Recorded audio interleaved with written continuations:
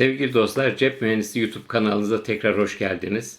Bu videomda sizlere slotlarla ilgili çeşitli videolarımda anlatmaya çalıştığım noktaların bazılarını bir oyun, bir düello tarzında işleyeceğim. Başlamadan evvel kumar ile ilgili ekrana gelecek olan uyarı yazısını dikkatle okumanızı ve yazılı olarak verdiğim kanun maddelerine uygun değilseniz videonun devamını izlemeden videodan çıkmanızı önemli rica ediyorum.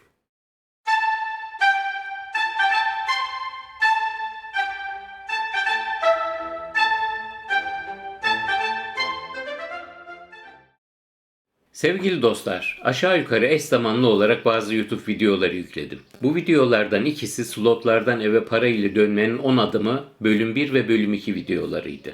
Bölüm 2 videosunda da şimdi size anlatacağım slot düello oyununu da özetle anlattım. Tabii o videoda kazino içerisinde yapmanız gerekenleri de anlatıyorum ve bağlantısını da buraya yukarıya ekliyorum. Sevgili dostlar, şimdi ben buna düello oyunu dedim. Ama aslında bu aynı zamanda bir taktik. Bu oyun hem eğlenceli hem de yakınlarınızla da oynayabileceğiniz bir oyun.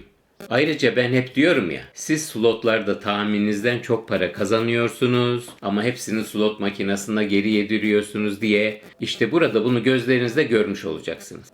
Bakın, buradaki ana gayem size slotlarla ilgili anlatmaya, öğretmeye çalıştığım şeyleri eğlenceli bir şekilde uygulamanızı sağlamak. Bu şekilde oynarsanız mutlaka kazanırsınız da demiyorum ha. Şimdi bakın ne yapıyor.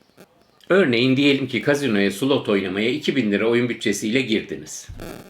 İlk olarak bu parayı mesela 5'e bölüp 5 adet 4'er 100 liralık oyun parası yapıyorsunuz. Veya 200'er liralık 10 parçaya bölüyorsunuz. Biz örnek olarak 200 liralık parçaları düşünelim. Sonra 200 liranızla istediğiniz bir slota gidip oynuyorsunuz ve de tabii ki bu 200 liraya uygun makul bir de bahis seviyesi seçiyorsunuz. Örneğin 10 lira ya da bilemedim maksimum 20 lira gibi.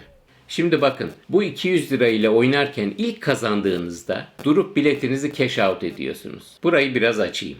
Diyelim ki 200 lira ile başladınız ve 10 liralık bahis seçtiniz. Düğmeye bastınız, kaybettiniz. Bir daha bastınız, gene bir şey gelmedi. Gene gelmedi, gene gelmedi ve sonunda her basışınızda kaybederek paranız 90 liraya kadar düştü. Ve bir sonraki basışınızda 30 lira kazandınız ve paranız 120 liraya çıktı. İşte o an makineden biletinizi alıyorsunuz ve o tur bitmiş oluyor. Ne oldu? İlk 200 liralık seansınız sona ermiş oldu. 200 lira ile tura başladınız ve 120 lira ile o tur bitti. Neden bitti? Bitti çünkü az evvel dediğim gibi bu oyunda bahsiniz olan 10 lirayı geçen ilk kazançta durdunuz ve o turu bitirip bir sonraki tura geçtiniz. Şimdi o 120 liralık bileti cüzdanınıza koyuyor ve ikinci 200 lira ile oynamaya başlıyorsunuz. Sevgili dostlar, şimdi ilk 200 lirayı anladınız değil mi? Oynamaya başladınız ve bahsinizi geçen ilk kazancınızda çıkış yapıp biletinizi alıp saklıyorsunuz. Demek ki ne yapmanızı istiyormuşum?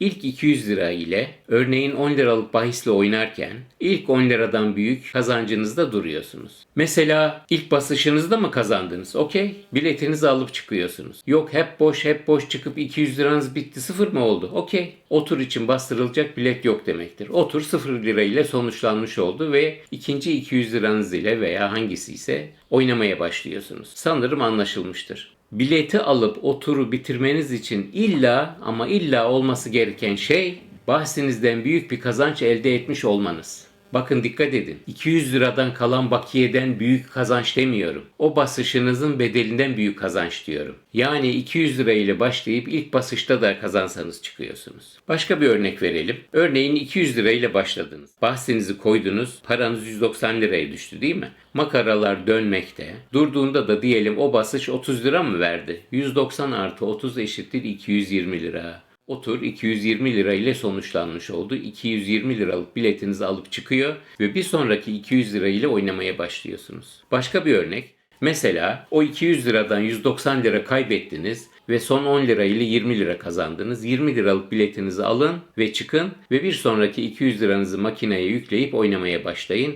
Ve aynı şeyi bütün 10 adet 200'er liranız için yapın sevgili dostlar. Ve sonra da cüzdanınıza koyduğunuz bütün biletleri toplayın ve bakın bakalım. 2000 lira ile başladığınız oyunda sonuçta kaç liranız olmuş? 2000 liradan az mı, çok mu? Sevgili dostlar, buradaki fikir kazançlarınızın farkındalığını arttırmak. Çünkü biliyorum ki normal oyununuzda kazançlarınızı tekrar o slota yüklüyorsunuz. Yani ara kazançlarını kurşununuz gibi görüyorsunuz. Bir diğer konu da kazandığınızda kazancınızla yetinmemek, tatmin olmamak.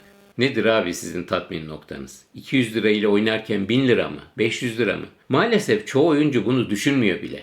Nerede duracağını bile düşünmemiş oluyor. Oynuyor da oynuyor, oynuyor da oynuyor. Bu anlattığım sistemde hiç olmazsa kazançlarınızın farkında olacaksınız ve oyununuz kötü bile gitse o slotun başından sıfırla değil bir şeyle kalkacaksınız. Bakın bunu daha eğlenceli bir hale de getirebilirsiniz. Zaten videonun başlığını cep mühendisi slot düello oyunu olarak koydum ya.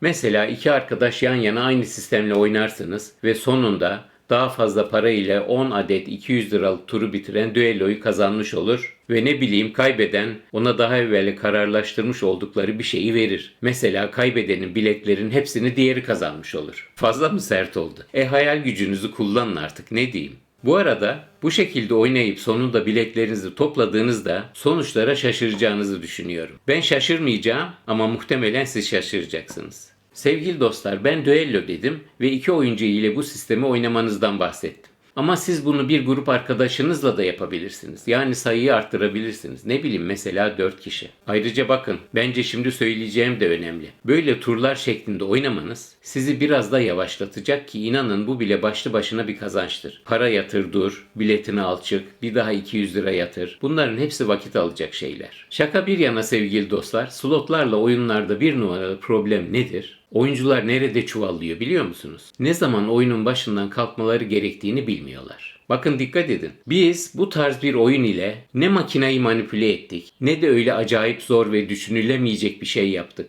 Biz sadece kendimizin kontrol edebileceği şeyi, yani kendimizi kontrol ettik. İşte bu kadar basit. Ben hep diyorum ya, slotları değil kendinizi kontrol etmeye çalışın diye.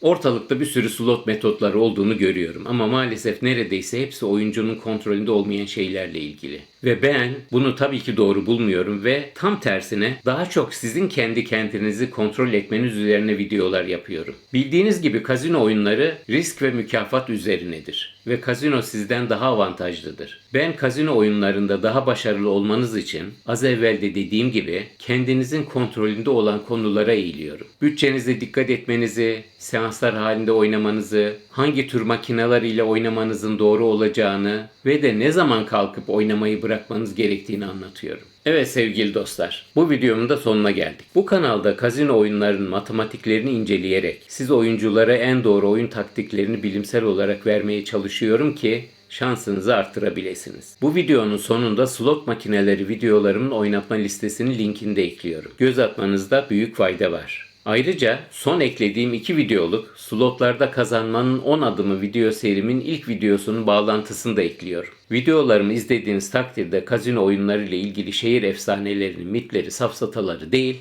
doğrularını öğreneceğinizden gayet emin olabilirsiniz. Bu arada sorularınız olması halinde çekinmeden bana iletin arkadaşlar. Elimden geldiği kadar sorularınızı cevaplandırmaya çalışacağım. İzlediğiniz ve beğendim düğmesine bastığınız ve abone olduğunuz için çok teşekkürler efendim. Bu arada YouTube beğendim seçeneğinin yanına şimdilerde bir de hype seçeneğini koymuş. Yani bunu Türkçe'ye abartmak veya şımartmak gibi tercüme edebilirim. Gerçi siz biliyorsunuz, cep mühendisiniz asla şımarmaz ama isterseniz ona da bir basın. Saygılarımla, cebiniz mühendisi efendim.